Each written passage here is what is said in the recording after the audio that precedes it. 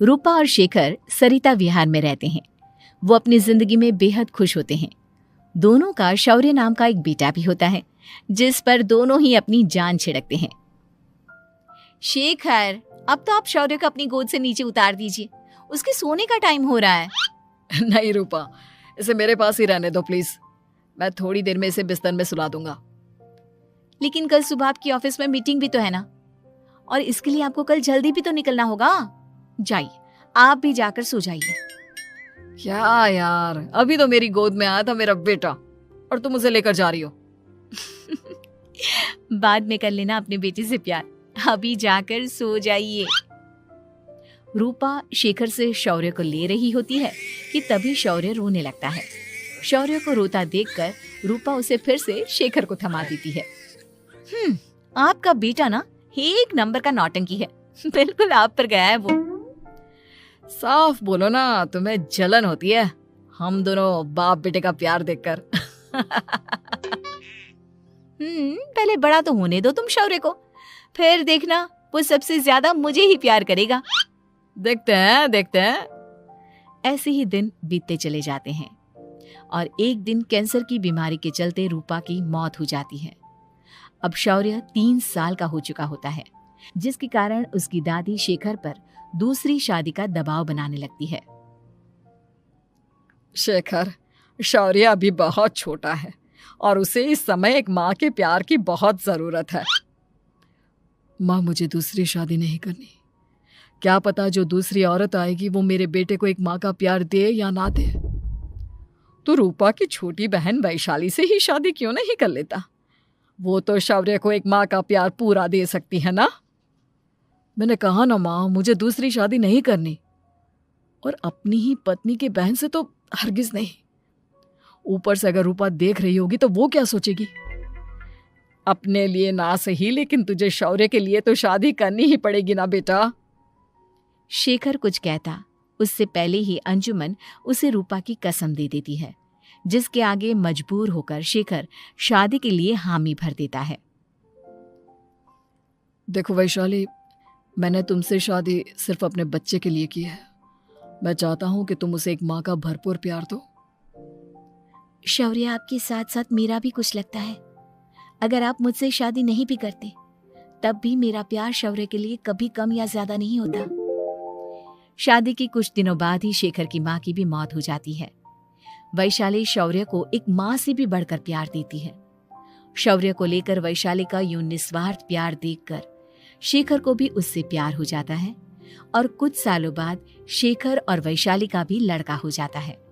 लेकिन इसके बाद वैशाली का शौर्य को लेकर बर्ताव बदलने लगता है। वैशाली, मैं देख रहा हूँ तुम आजकल शौर्य का जरा भी ध्यान नहीं रख रही हो। मुझे पता नहीं था कि आदित्य के होने के बाद तुम इतना बदल जाओगी। आदित्य मेरा अपना सगा खून है और शौर्य दीदी का, फिर मैं दोनों में अंतर कैसे नहीं करूं? माँ भले ही दोनों के अलग अलग है, लेकिन पिता तो एक है ना। अगर मुझे पहले पता होता कि तुम इतनी जल्दी बदल जाओगी तो मैं कभी तुमसे शादी ही नहीं करता। हाँ, तो किसने कहा था आपसे मुझसे शादी करने के लिए? मैं थोड़ी ना आई थी आपके पास, आपकी माँ ही आई थी मेरे घर आपका रिश्ता लेकर। वैशाली, मुझे तुमसे ऐसी उम्मीद नहीं थी। गुस्से में शेखर अपना पैर पटकता हुआ शौर्य को वहां से लेकर चला जाता है। पापा, मम्मा मुझसे प्यार क्यों नहीं करती? क्या मैं उनका सगा बेटा नहीं हूँ इसलिए मुझसे प्यार नहीं करती? मम्मा नहीं करती तो क्या हुआ बेटा, पापा तो करते हैं ना आपसे प्यार। कुछ दिनों के बाद, आज तुझे खाना पीना कुछ नहीं मिलेगा, चल चुपचाप से अपने रूम में जाकर सो जा। माँ, अब भाई को खाना क्यों नहीं दे रही हो? बेटा तू आराम से खाना खा, इस नालायक की चिंता मत कर। एक दिन खाना नहीं खाएगा तो मर नहीं जाएगा ये। अगर भैया नहीं खाएंगे तो मैं भी नहीं खाऊंगा। तू अपने भाई का भक्त क्यों बन रहा है? ये तेरा सौतेला भाई है, सगा नहीं जो तू लक्ष्मण बन रहा है। माँ, आपको इतना भी नहीं मालूम? श्री राम और लक्ष्मण सगे भाई नहीं थे। श्री राम माता कौशल्या और लक्ष्मण माता सुमित्रा की कोख से जन्मे थे। दोनों के सिर्फ पिता एक थे लेकिन माँ अलग थी। मुझे ज्यादा ज्ञान देने की जरूरत नहीं है, ये सतयुग और त्रेता युग नहीं है, समझे? आया बड़ा भाई का चमचा। इतना कहकर वैशाली वहां से चली जाती है। जिसके कुछ टाइम बाद शिखर वहां आता है और आदित्य उसे सारी बात बताता है।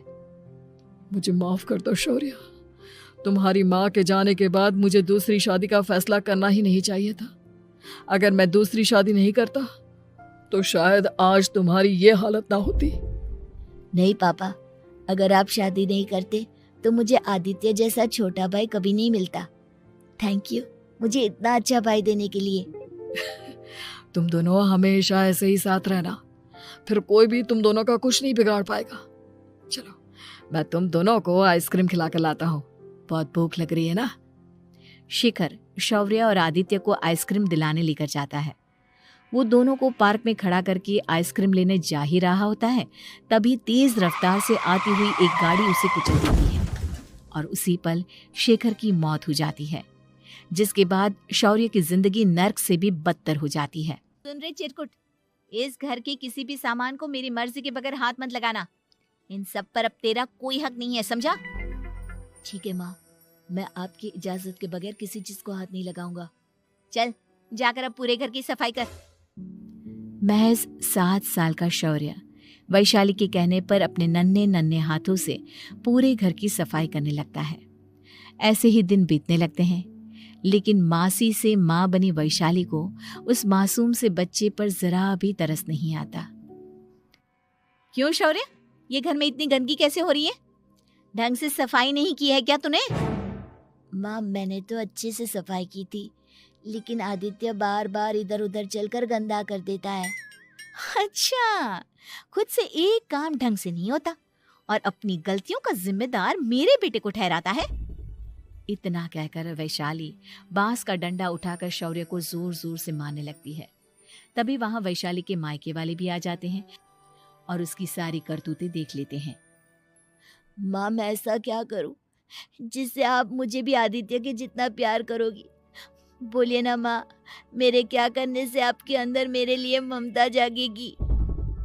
वैशाली शौर्य की एक नहीं सुनती, उसके ऊपर डंडे बरसाती जाती है। हद पार होते देख वैशाली की माँ उसका हाथ पकड़ती है और जोर से उसे थप्पड़ मारती है। यही सब करने के लिए तूने दामाद जी से शादी की थी? हमने सपने में भी तुझसे ऐसी हरकत की उम्मीद नहीं की थी। तू माँ नहीं, माँ के नाम पर एक धब्बा है। बस कीजिए माँ, आदित्य के इस दुनिया में आने से पहले मैंने इसे बहुत प्यार किया था, लेकिन अब जब मेरी खुद की औलाद है तो मैं किसी और के बच्चे से प्यार क्यों करूं? अरे नालायक औरत, जिसे तू किसी और का बच्चा कह रही है वो तेरी खुद की सगी बहन का बच्चा है। बहन है तो क्या हुआ, मेरे अपने बच्चे से बढ़कर तो नहीं हो सकता ना ये कभी। अगर यही बात थी तो तू हमें पहले बता देती, हम शौर्य को अपने साथ ले जाते। उसे इस तरह प्रताड़ित करने की क्या जरूरत थी? अगर आपको लेकर जाना है ना तो ले जाइए इसे, मैं नहीं रोकूंगी। नहीं माँ, मुझे कहीं नहीं जाना, मुझे आपके साथ ही रहना है। मैं तेरी कोई माँ बाबा नहीं हूँ, तेरी माँ मर चुकी है, समझा? अब निकल जा मेरे घर से। माँ आप बहुत गंदी हो, मुझे भी नहीं रहना आपके साथ, मैं भी भाई के साथ ही जाऊंगा। अरे तू क्यों जाएगा, तू तो मेरा सगा बेटा है, जाने दे इसे। हम यहाँ ऐश से रहेंगे, तुम्हारे पापा बहुत सारी जमीन जायदाद छोड़ गए हैं तुम्हारे लिए। नहीं माँ, मुझे भाई के साथ जाना है। आप अच्छी नहीं हो, आप बहुत बुरी हो, आप भाई को बहुत परेशान करती हो। देख वैशाली, तुझसे ज्यादा समझ तो इस मासूम बच्चे में है। ये तेरे बुरे कर्मों का ही नतीजा है जो आज तेरी सगी औलाद खुद से तुझे ठुकरा रही है। आदित्य, तुझे इस शौर्य ने भड़काया है ना मेरे खिलाफ? नहीं माँ, मुझे किसी ने भड़काया नहीं, पर मैं सब देखता हूँ, सब समझता हूँ। भाई बहुत अच्छा है, वो आपकी जैसा नहीं है। चलिए नानी।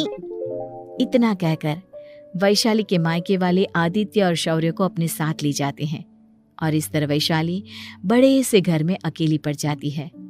2 बेटों के होते हुए भी आज उसे माँ कहकर बुलाने वाला कोई नहीं होता।